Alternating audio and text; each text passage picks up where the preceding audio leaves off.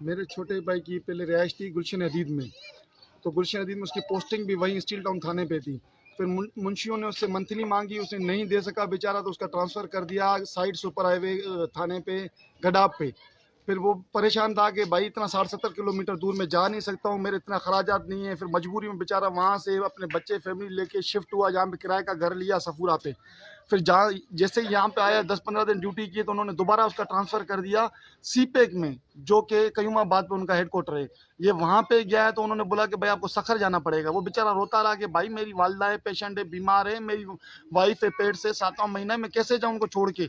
35,000 तनख्वाह है, किराए का घर है, मैं 15-20,000 वहाँ खर्चा करूंगा, मैं कैसे गुजारा करूंगा। उन्होंने बोला नहीं, या तो आप 15,000 महीना हमें देते रहे, आप घर बैठे, या फिर आपको जाना पड़ेगा। उसने बोला भाई मैं आपको 15,000 दूंगा तो मेरा गुजारा कहाँ से होगा।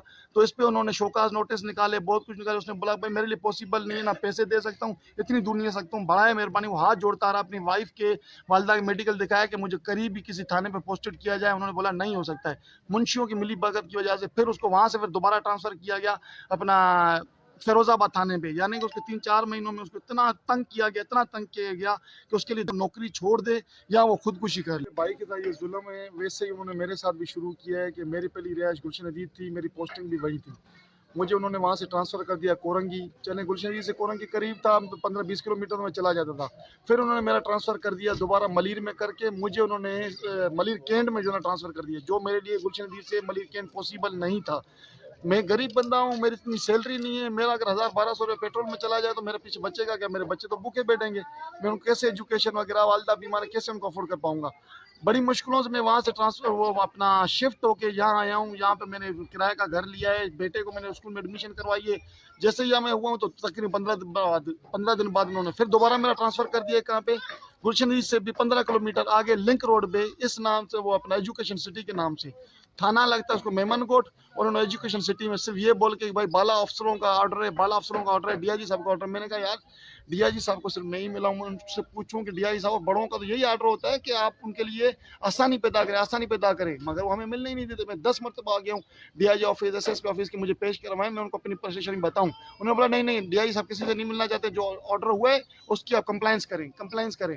फिर पीछे तो किसी और ने मुझे बताया यार जब तक इनको पैसे नहीं देगा, अभी तो मैं भी पैसे दे दे के तंग हो गया, मेरा छोटा भाई भी तंग हो गया।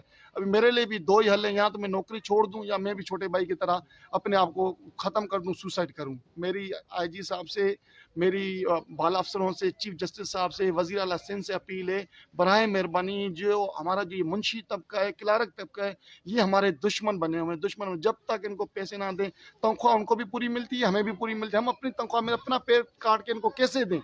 फिर हमें मजबूरन ये हमें मजबूर करते हैं, रागिब करते हैं कि भाई आप करप्शन करें, 10-20-50 रुपए वाले डेली का आप कमाते हैं और हमें भी दें।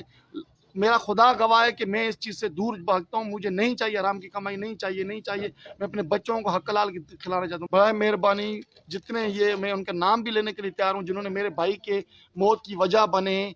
मुंशी, ये अपना क्या कहते हैं, अरसलान है मलिर इन्वेस्टिगेशन में, और उसके अलावा अदनान है। पूरी पूरी सिस्टम को पता है कि इनके बगैर एसपी साहब भी कुछ कर ही नहीं सकते। मुंशी अरसलान है, अदनान है, ये दोनों investigation, SSP office investigation Malir में 2 में, मलिर 2 में की मैं बात कर रहा हूँ। बराए मेहरबानी मेरे भाई के साथ इंसाफ किया जाए।